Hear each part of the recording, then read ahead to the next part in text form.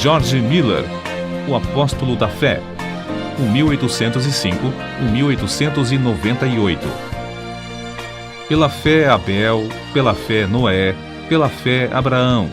Assim é que o Espírito Santo conta as incríveis proezas que Deus fez por intermédio dos homens que ousavam confiar unicamente nele. Foi no século XIX que Deus acrescentou o seguinte a essa lista.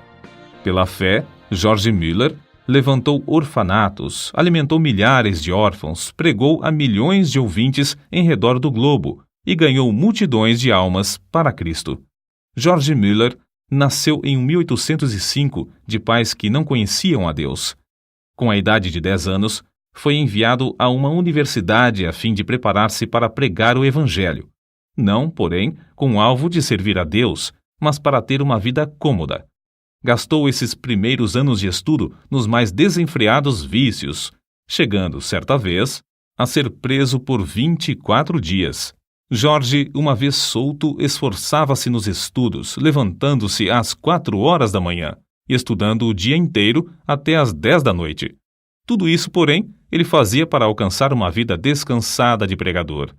Aos 20 anos de idade, contudo, houve uma completa transformação na vida desse moço. Assistiu a um culto onde os crentes, de joelhos, pediam que Deus fizesse cair sua bênção sobre a reunião. Nunca se esqueceu desse culto, pois viu, pela primeira vez, crentes orando ajoelhados. Ficou tão profundamente comovido com o ambiente espiritual que passou a buscar também a presença de Deus, costume esse que não abandonou durante o resto da vida. Foi nesses dias, depois de sentir-se chamado para ser missionário, que se hospedou durante 2 meses no famoso orfanato de A.H. Frank. Apesar de esse fervoroso servo de Deus, o Sr. Frank, ter morrido quase 100 anos antes, em 1727, o seu orfanato continuava a funcionar com as mesmas regras de confiar inteiramente em Deus para todo o sustento. Mais ou menos ao mesmo tempo em que George Miller hospedou-se no orfanato um certo dentista, o Sr. Graves. Ele havia abandonado suas atividades, que lhe rendiam um salário de $7.500 por ano, a fim de ser missionário na Pérsia, confiando só nas promessas de Deus para suprir todo o seu sustento. Foi assim que George Miller, o novo pregador, recebeu nessa visita a inspiração que o levou mais tarde a fundar seu orfanato sobre os mesmos princípios. Logo depois de abandonar sua vida de vícios para andar com Deus, chegou a reconhecer o erro, mais ou menos universal, de ler muito acerca da Bíblia e quase nada da Bíblia. Esse livro tornou-se a fonte de toda a sua inspiração e o segredo do seu maravilhoso crescimento espiritual. Ele mesmo escreveu: "O Senhor me ajudou a abandonar os comentários e a usar a simples leitura da Palavra de Deus como meditação. O resultado foi que, quando a primeira noite fechei a porta do meu quarto para orar e meditar sobre as Escrituras, aprendi mais em poucas horas do que antes durante alguns meses. A maior diferença, porém, foi que recebi, assim, força verdadeira para a minha alma." Antes de falecer, disse que lera a Bíblia inteira cerca de 200 vezes. 100 vezes o fez estando de joelhos.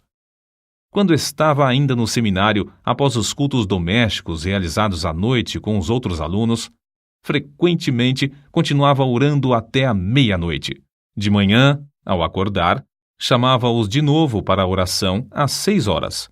Certo pregador, pouco tempo antes da morte de George Miller, perguntou-lhe se orava muito. A resposta foi esta: "Algumas horas todos os dias, e ainda vivo no espírito de oração. Oro enquanto ando, enquanto deitado e quando me levanto. Estou constantemente recebendo respostas.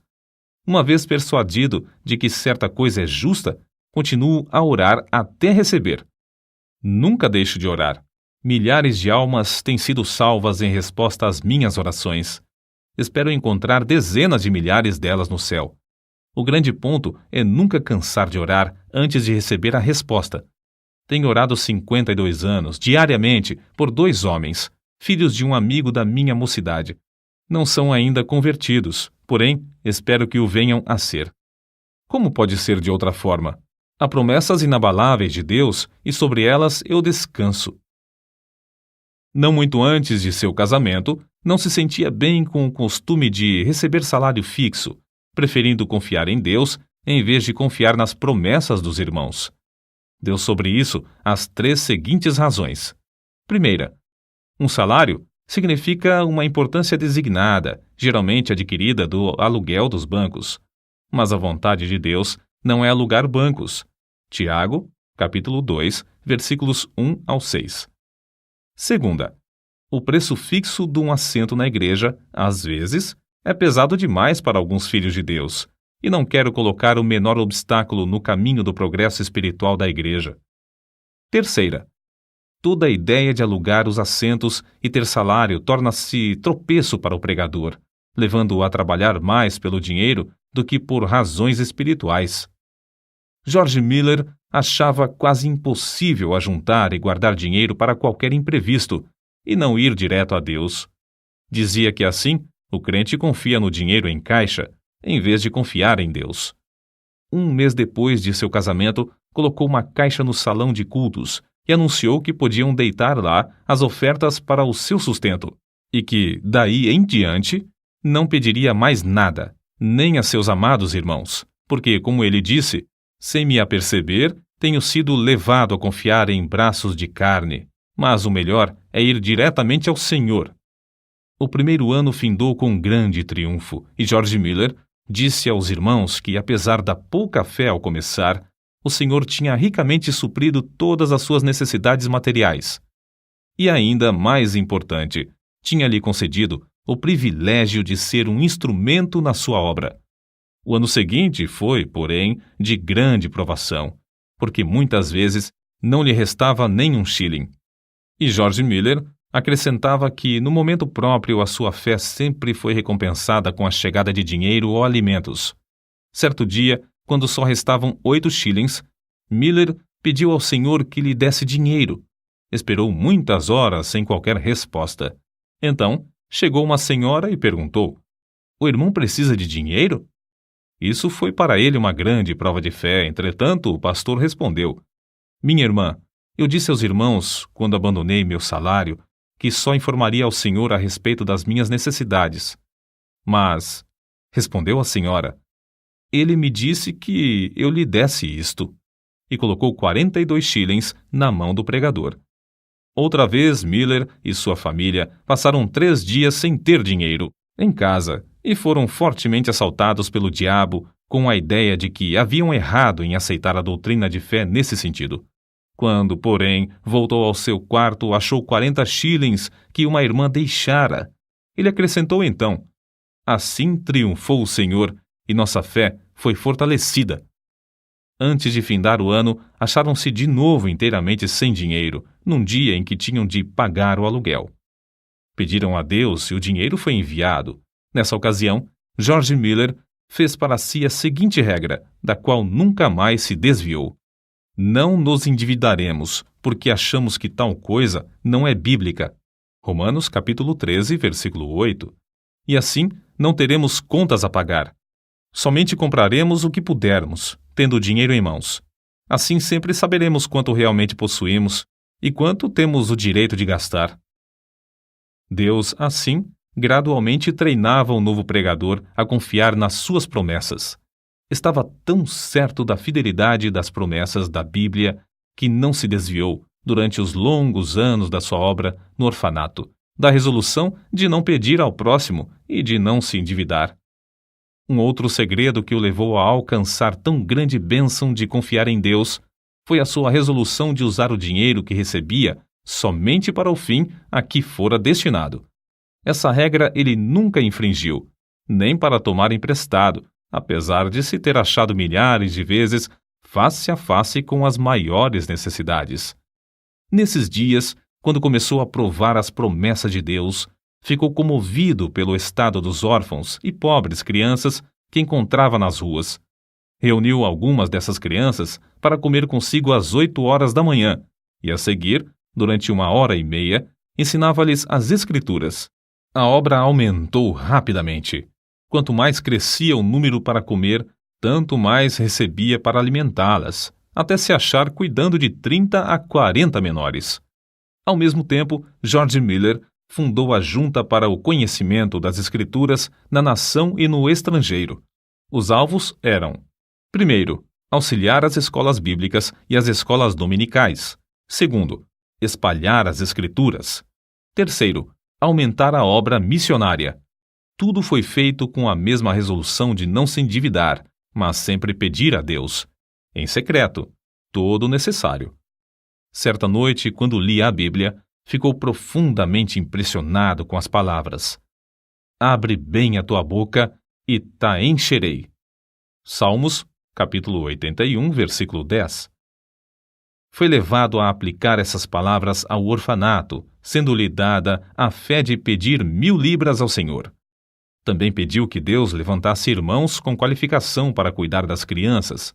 Desde aquele momento, esse texto bíblico serviu-lhe como lema, e a promessa se tornou em poder que determinou todo o curso da sua vida.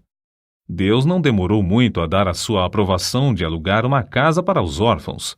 Foi apenas 2 dias depois de começar a pedir que ele escreveu no seu diário: hoje recebi o primeiro shilling para a Casa dos Órfãos. 4 dias depois, foi recebida a primeira contribuição de móveis, um guarda-roupa. Além disso, uma irmã ofereceu seus serviços para cuidar dos órfãos. Naquele dia, George Miller escreveu que estava alegre no Senhor e confiante em que ele ia completar tudo.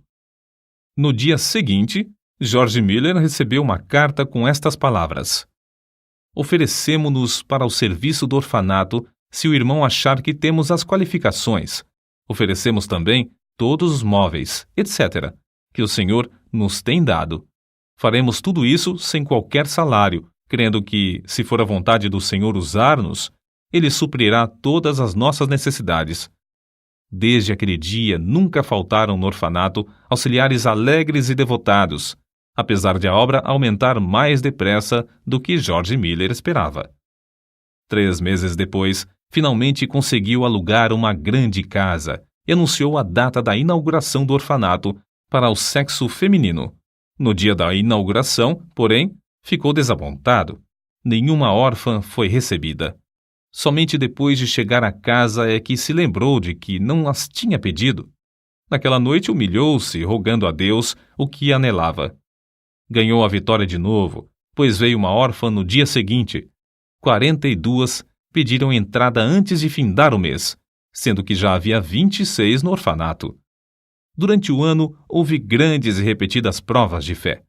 Aparece, por exemplo, no seu diário: sentindo grande necessidade ontem de manhã, fui dirigido a pedir com insistência a Deus, e em resposta, à tarde, um irmão deu-me 10 libras. Muitos anos antes da sua morte, afirmou que até aquela data tinha recebido, da mesma forma, 5.000 vezes a resposta, sempre no mesmo dia em que fazia o pedido. Era seu costume, e recomendava também aos irmãos, manter um livro onde, numa página, assentava seu pedido com a data em que fora feito, e no lado oposto, a data em que recebera a resposta. Dessa maneira, foi levado a desejar respostas concretas aos seus pedidos, sem que houvesse dúvida acerca dessas respostas. Com o aumento do orfanato e do serviço de pastorear os 400 membros de sua igreja, George Miller achou-se demasiadamente ocupado para orar. Foi nesse mesmo tempo que chegou a reconhecer que o crente podia fazer mais em 4 horas, depois de uma em oração, do que em 5 sem oração. Essa regra ele a observou fielmente durante 60 anos. Quando alugou a segunda casa para os órfãos do sexo masculino, disse: ao orar, estava lembrado de que pedia a Deus o que parecia impossível receber dos irmãos, mas que não era demasiado para o Senhor conceder. Ele orava com 90 pessoas sentadas às mesas. Senhor, olha para as necessidades de teu servo. Essa foi uma oração a que Deus abundantemente respondeu. Antes de morrer, testificou que, pela fé, alimentava 2.000 órfãos, sendo que nenhuma refeição se fez com atraso de mais de 30 minutos. Muitas pessoas perguntavam a George Miller como ele conseguia saber a vontade de Deus, pois não fazia nada sem primeiro ter a certeza de que era da vontade do Senhor. Ele respondia: Procuro manter o coração em tal estado que ele não tenha qualquer vontade própria no caso. De 10 problemas, já temos a solução de 9, quando conseguimos ter um coração entregue para fazer a vontade do Senhor, seja essa qual for. Quando chegamos verdadeiramente a tal ponto, estamos quase sempre perto de saber qual é a sua vontade. Tenho o coração entregue para fazer a vontade do Senhor. Não deixo o resultado ao mero sentimento ou a uma simples impressão. Se o faço, fico sujeito a grandes enganos. Procuro a vontade do Espírito de Deus por meio da sua palavra. É essencial que o Espírito e a palavra acompanhem um ao outro. Se eu olhar para o Espírito sem a palavra, fico sujeito também a grandes ilusões. Depois, considero as circunstâncias providenciais. Essas, ao lado da palavra de Deus e do seu Espírito, indicam claramente a sua vontade. Peço a Deus em oração que me revele a sua própria vontade. Assim, depois de orar a Deus, estudar a palavra e refletir, chego à melhor resolução deliberada que posso com a minha capacidade e conhecimento. Se eu continuar a sentir paz, no caso, depois de 2 ou 3 petições mais, sigo conforme essa direção. Nos casos mínimos e nas transações de maior responsabilidade, sempre acho esse método eficiente. George Miller, 3 anos antes da sua morte, escreveu: Não me lembro em toda a minha vida de crente, num período de 69 anos, de que eu jamais buscasse, sinceramente e com paciência, saber a vontade de Deus pelo ensinamento do Espírito Santo por intermédio da palavra de Deus, e que não fosse guiado certo. Se me faltava, porém, sinceridade de coração e pureza perante Deus, ou se eu não olhava para Deus com paciência pela direção, ou se eu preferia o conselho do próximo ao da palavra do Deus vivo, então errava gravemente. Grifo do autor. Sua confiança no pai dos órfãos era tal que nenhuma só vez recusou-se a aceitar crianças no orfanato. Quando lhe perguntavam por que assumira o encargo do orfanato, respondia que não fora apenas para alimentar os órfãos material e espiritualmente, mas o primeiro objetivo básico do orfanato era, afirmava, e ainda é, que Deus seja magnificado pelo fato de que os órfãos, sob os meus cuidados, foram e estão sendo supridos de todo o necessário, somente por oração e fé, sem que eu, nem meus companheiros de trabalho, precisemos pedir ao próximo. Por isso mesmo se pode ver que Deus continua fiel e ainda responde às nossas orações. Em resposta a muitos que queriam saber como o crente pode adquirir tão grande fé, deu as seguintes regras. Primeira, lendo a Bíblia e meditando sobre o texto lido, chega-se a conhecer a Deus por meio de oração. Segunda, procurar manter um coração íntegro e uma boa consciência. Terceira, se desejamos que a nossa fé cresça, não devemos evitar aquilo que a prove e por meio do qual ela seja fortalecida. Ainda mais um ponto.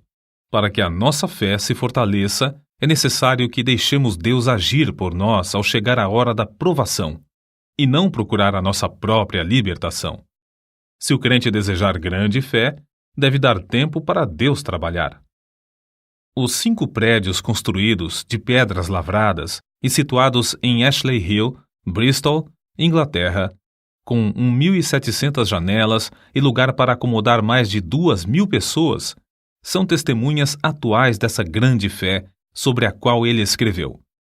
Cada uma dessas dádivas, devemos nos lembrar, George Miller lutou com Deus em oração para obter. Orou com alvo certo e com perseverança, e Deus lhe respondeu. São de George Miller essas palavras. Muitas repetidas vezes tenho me encontrado em posição muito difícil, não só com 2.000 pessoas comendo diariamente às mesas, mas também com a obrigação de atender a todas as demais despesas, estando a nossa caixa com os fundos esgotados. Havia ainda 189 missionários para sustentar, cerca de 100 colégios com mais ou menos 9.000 alunos, além de 4 milhões de tratados para distribuir, tudo sob nossa responsabilidade, sem que houvesse dinheiro em caixa para as despesas. Certa vez o Dr. A.T. Pierson foi hóspede de George Miller no seu orfanato. Uma noite, depois que todos se deitaram, George Miller o chamou para orar, dizendo que não havia coisa alguma em casa para comer. O Dr. Pierson quis lembrar-lhe que o comércio estava fechado, mas George Miller bem sabia disso. Depois da oração, deitaram-se, dormiram e, ao amanhecer, a alimentação já estava suprida e em abundância para 2.000 crianças. Nem o Dr. Pierson, nem George Miller chegaram a saber como a alimentação foi suprida.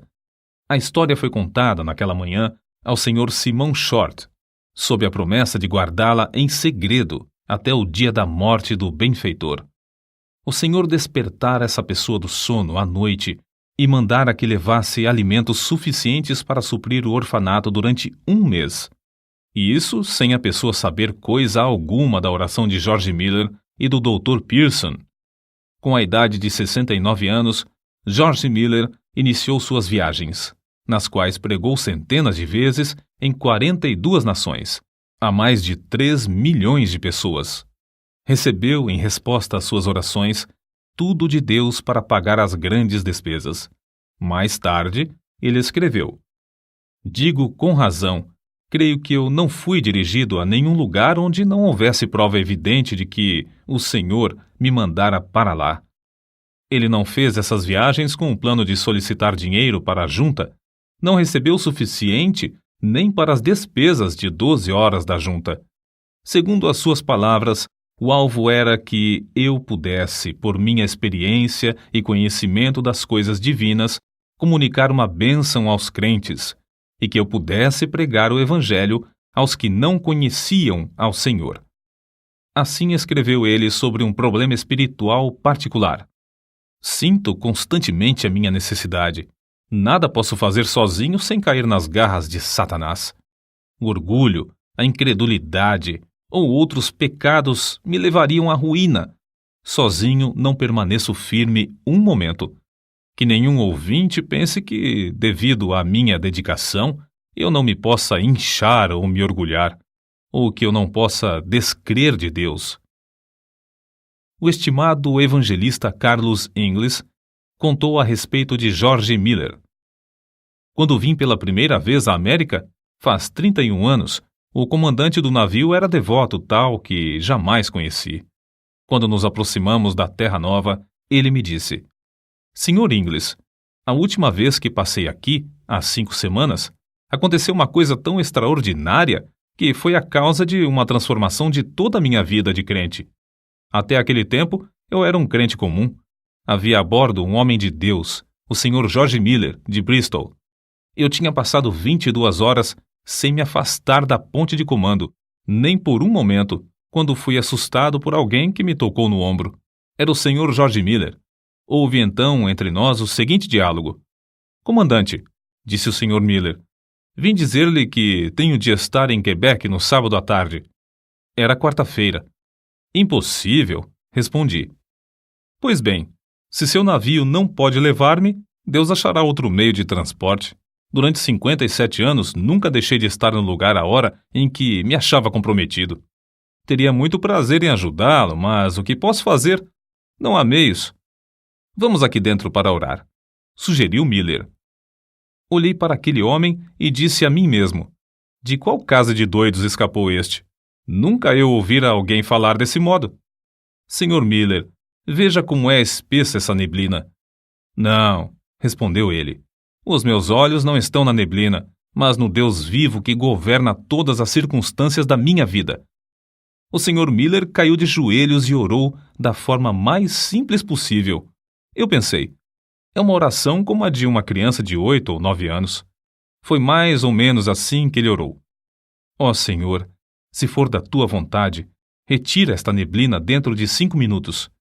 Sabes como me comprometi a estar em Quebec no sábado. Creio ser isto a tua vontade. Quando findou, eu queria orar também, mas o Sr. Miller pôs a sua mão no meu ombro e pediu que não o fizesse, dizendo: Comandante, primeiro, o senhor não crê que Deus faça isso, e, em segundo lugar, eu creio que ele já o fez. Não há, pois, qualquer necessidade de o senhor orar nesse sentido. Conheço, comandante, o meu senhor há 57 anos, e não há dia em que eu não tenha audiência com ele. Levante-se, por favor. Abra a porta e verá que a neblina já desapareceu. Levantei-me, olhei, e a neblina havia desaparecido. No sábado à tarde, George Miller estava em Quebec. Para ajudá-lo a levar a carga dos orfanatos e a apropriar-se das promessas de Deus em oração, lado a lado com ele, George Miller tinha consigo, havia quase 40 anos, uma esposa sempre fiel. Quando ela faleceu, milhares de pessoas assistiram ao seu enterro, das quais cerca de 1.200 eram órfãs. Ele mesmo, fortalecido pelo Senhor, conforme confessou, dirigiu os cultos fúnebres no templo e no cemitério. Com a idade de 90 anos, pregou o sermão fúnebre da segunda esposa, como fizera na morte da primeira. Uma pessoa que assistiu a esse enterro assim se expressou. Tive o privilégio, sexta-feira, de assistir ao enterro da senhora Miller e presenciar um culto simples, que foi, talvez pelas suas peculiaridades, o único na história do mundo. Um venerável patriarca preside o culto do início ao fim. Com a idade de 90 anos, permanece ainda cheio daquela grande fé que o tem habilitado a alcançar tanto e que o tem sustentado em emergência, problemas e trabalhos de uma longa vida. No ano de 1898, com a idade de 93 anos, na última noite antes de partir para estar com Cristo, sem mostrar sinal de enfraquecimento das forças físicas, deitou-se como de costume. Na manhã do dia seguinte, foi chamado, na expressão usada por um amigo pessoal. O querido ancião Miller desapareceu de nosso meio para o lar, quando o mestre abriu a porta e o chamou ternamente, dizendo: "Vem." Os jornais publicaram, meio século depois da sua morte, a seguinte notícia: o orfanato de George Miller, em Bristol, permanece como uma das maravilhas do mundo. Desde a sua fundação, em 1836, a cifra que Deus tem concedido, unicamente em resposta às orações, sobe a mais de 20 milhões de dólares, e o número de órfãos ascende a 19.935. Apesar de os vidros de cerca de 400 janelas terem sido partidos recentemente por bombas, durante a Segunda Guerra Mundial, nenhuma criança e nenhum auxiliar foi ferido.